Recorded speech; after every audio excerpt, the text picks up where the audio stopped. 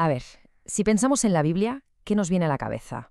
Seguramente un libro, ¿verdad? Uno solo, enorme, pesado. Pues la realidad es bastante más fascinante. Hoy vamos a desmontar esa idea, porque no es un libro, sino algo mucho más grande, una complejísima y antiquísima colección de textos con una historia que es sencillamente increíble. Para entenderlo todo, vamos a hacer un recorrido en 5 paradas. Primero veremos por qué es más una biblioteca que un libro. Después, intentaremos descubrir quiénes la escribieron. Luego, seguiremos el rastro de cómo las historias pasaron de contarse de viva voz a ponerse por escrito. También viajaremos con esos textos a través de los siglos y los idiomas. Y, por último, nos asomaremos a ver qué tesoros guarda dentro. Venga, vamos al lío. Empecemos por lo más básico de todo. Y es que la primera pista nos la da la propia palabra, Biblia. Viene del griego y no significa el libro, sino, literalmente, los libros, en plural.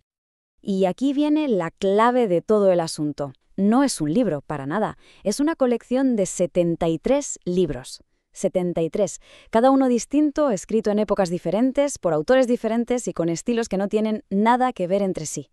Hay historia, poesía, profecías, cartas, de todo.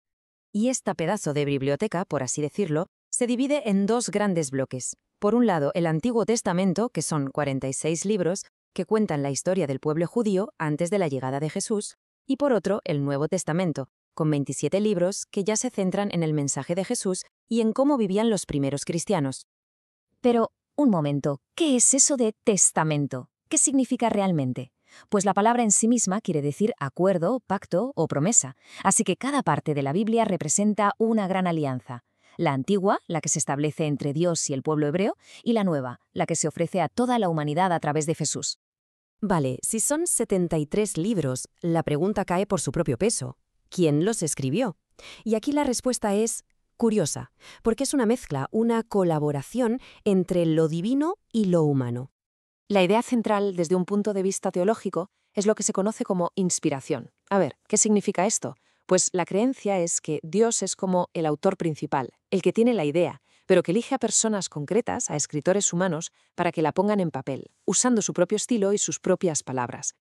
Pero claro, es cuando miramos el lado humano que la cosa se pone de verdad interesante y bastante compleja. Porque no es que cada libro tenga un autor y ya está. ¿Qué va? A menudo, un solo texto es obra de varias manos a lo largo de siglos. Alguien lo empezaba, tiempo después otro lo seguía y quizá un tercero, siglos más tarde, lo revisaba y añadía cosas.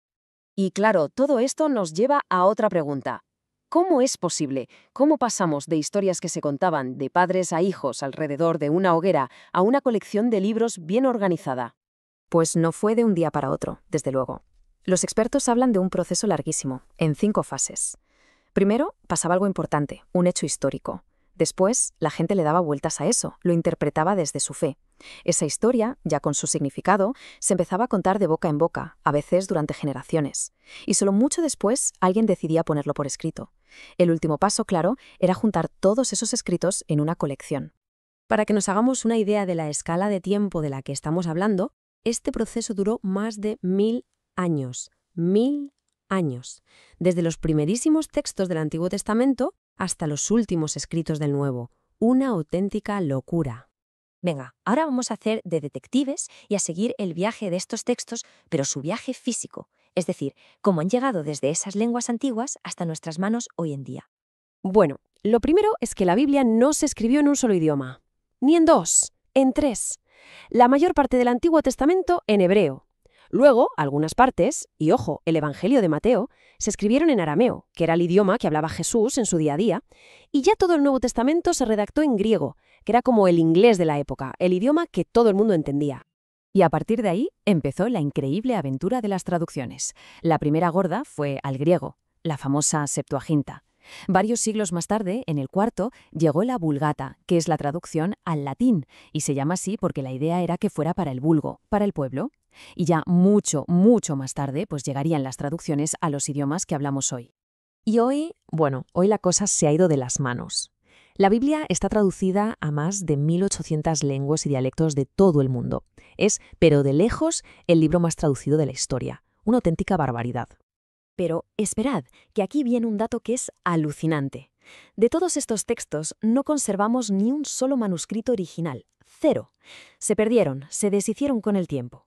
Lo que tenemos son copias de copias de copias que los monjes y escribas transcribían a mano con un cuidado increíble en materiales como el papiro, que se hacía con plantas, o el pergamino, que era piel de animal. Y para ir terminando, vamos a meternos un poco en el contenido. Y aunque el Antiguo Testamento es un mundo en sí mismo, con sus libros históricos, de sabiduría, proféticos, vamos a centrarnos en el corazón del Nuevo Testamento, los 4 evangelios. Y aquí lo vemos claro. Cada evangelista escribe pensando en gente distinta, y por eso nos da un retrato de Jesús ligeramente diferente. Uno se podría preguntar, ¿por qué 4? ¿No bastaba con uno? Pues parece que no. Para las primeras comunidades cristianas, esta diversidad era clave. Así, Marcos le habla a los romanos y presenta un Jesús que es pura acción. Mateo, en cambio, se dirige a los judíos para mostrarles que Jesús es el cumplimiento de sus promesas. Lucas, que escribe para los griegos, se centra en el perdón. Y Juan, que es el último, ofrece una visión mucho más profunda, más teológica, sobre la doble naturaleza de Jesús, humana y divina a la vez. Pero el Nuevo Testamento no acaba en los Evangelios, ¿eh? La historia sigue con los Hechos de los Apóstoles, que es básicamente la crónica de cómo arrancó todo después.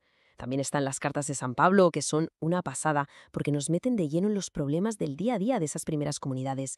Y todo termina con el Apocalipsis, ese libro tan misterioso y simbólico sobre el fin de los tiempos. Entonces, queda claro, ¿no? La Biblia no es un libro que cayó del cielo. Es una biblioteca entera, construida a lo largo de miles de años, con una historia humana y también divino. Y todo este viaje a través de imperios, de idiomas y de milenios nos deja con una pregunta en el aire, una pregunta para hoy. De todas las historias que contamos, de todo lo que creamos, ¿qué es lo que de verdad importa?